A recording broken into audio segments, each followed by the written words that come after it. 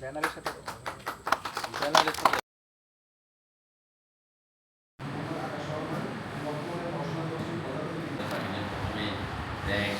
তারপর শিক্ষা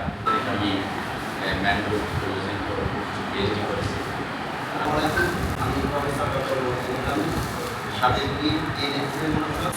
তারপরে আমরা আলটিমেটলি 2020 সালে পরে এটা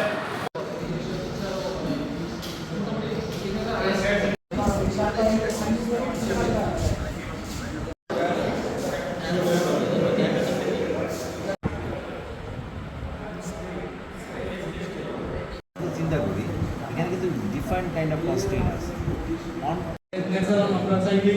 ইজিলি হচ্ছে যে কি বলে আমাদের এখানকার প্রথম যে সমস্যা সেটা হচ্ছে ফার্স্ট অফ অল আসলে ট্যুরিজম সেক্টরটা আসে আমাদের চট্টগ্রামে সেক্ষেত্রে আমরা একটা সমস্যা মানে হেলথ